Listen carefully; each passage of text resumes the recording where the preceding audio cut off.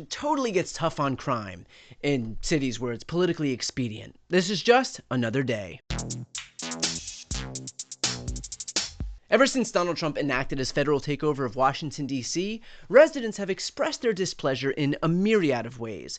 But there was one particular way that really stood out. One man is now accused of assaulting a federal officer by hitting him with a hoagie. My God, will the terror in our streets ever end? Well, after this incident, the Trump administration decided to drop the hammer on this hero. He thought it was funny. Well, he doesn't think it's funny today because we charged him with a felony, assault on a police officer, and we're going to back the police to the hilt. So there, stick your Subway sandwich somewhere else. Turns out this guy did stick his Subway sandwich somewhere else, specifically up Jeanine Pirro's ass. Prosecutors in Washington, D.C. failed to secure a felony indictment from a grand jury against a man charged with assault for throwing a sandwich at a federal agent. A grand jury didn't consider Sean Dunn's viral act of protest against President Donald Trump's federal takeover of Washington worthy of felony assault charges. Wow, that's so odd. I really imagine an administration that disregards crime stats in order to flood the streets with federal agents and military personnel to not overplay their hands. By the way, on today of all days, it is worth pointing out that the level of tough talk from Republicans about a man who fired a sandwich out of his hand is stronger than anything we have ever heard about men who fire guns from their hands.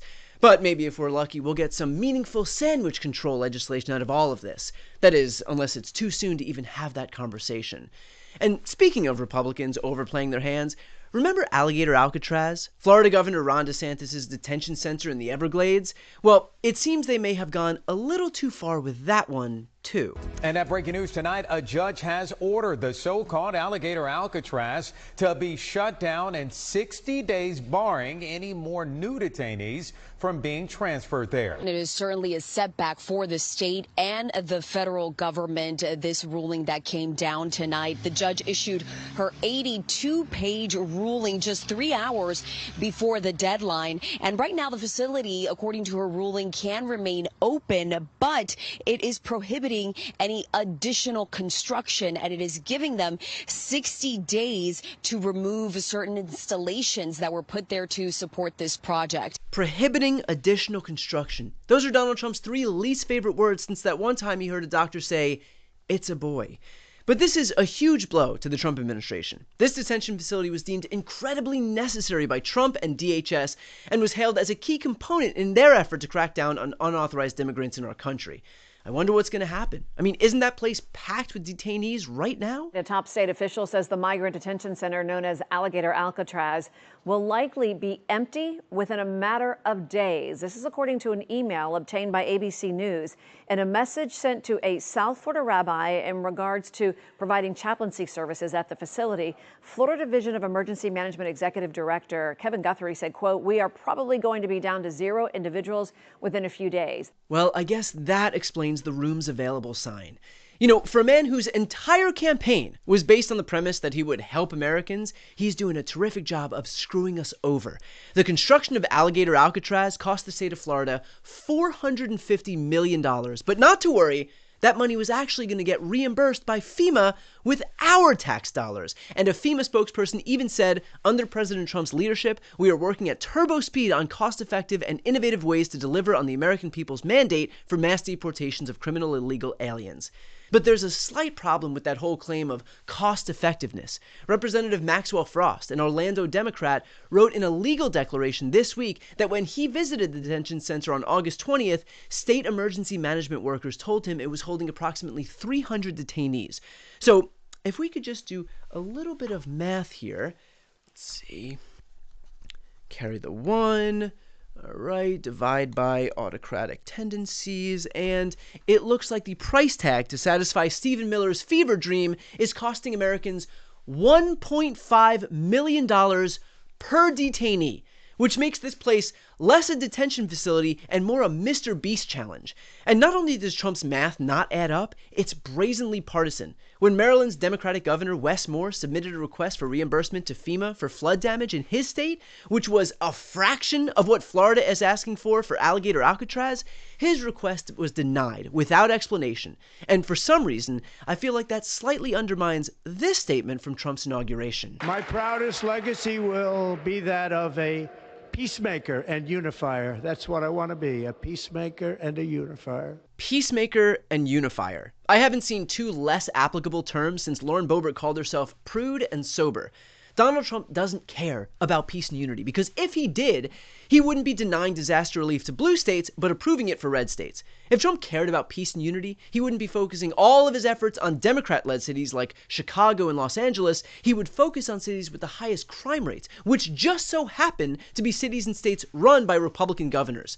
During the campaign, Trump promised to lower the cost of groceries, promised to lower the cost of housing, promised to lower the cost of healthcare, and promised that he'd never subject us to seeing his ankles if they somehow swelled up to an ungodly sight. Well, what do you know? His tariffs have raised the cost of groceries, and his legislation has kicked millions of people off of food assistance programs. He hasn't done a single thing to lower the cost of housing. Not only did healthcare not get cheaper, he kicked 17 million Americans off their health insurance. And lo and behold, now Donald Trump's ankles look like they're almost inflated enough to take part in the Macy's Day Parade.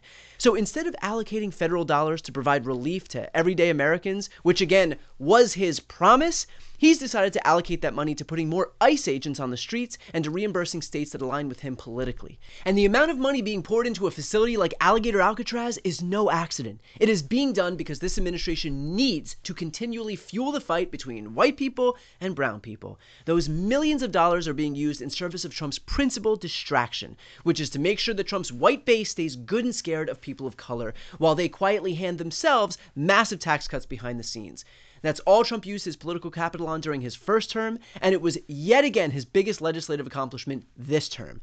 But he knows that so long as we're talking about crime and brown people and black people and how dangerous everybody is, then no one will pay attention to the people fucking all of us over at the top, the people who continue to consolidate more and more and more wealth while expecting us to be content with crumbs. The division in our country is the goal. It is to their benefit. And the more xenophobic and racist and freaked out our nation is, the more Trump can claim that only he can fix it. I have the right to do anything I want to do. I'm the president of the United States. If I think our country is in danger, and it is in danger in these cities, I can do it. Look, if there's one thing Trump understands, it's how to sell a terrible idea to people. He's already done it at least 3 times. Donald Trump's government is investing in the America he wants to see, a rich, white, Republican nation that hails him as their hero.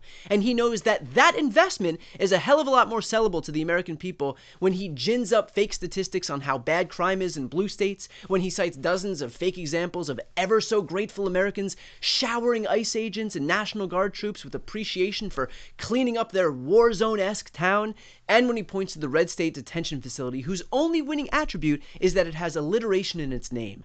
But it's all a show to keep their grip on power and continue with their agenda of making sure the rich get richer while the rest of the country gets left behind.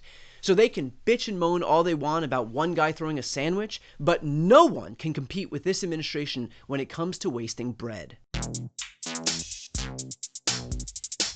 Before you go, if you enjoyed this content and you want to see more and support independent media, please subscribe to this channel. The subscribe button will be right here on the screen.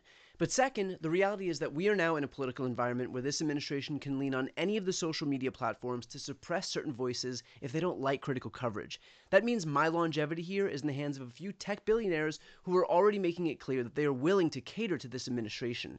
To that end, signing up for my newsletter is a way for me to reach you directly if that ever becomes necessary. I'll put the link right here on the screen as well, so please sign up. It's free, but there's also an option to do a paid subscription if you'd like to support me and my team. I really appreciate it. Thanks so much.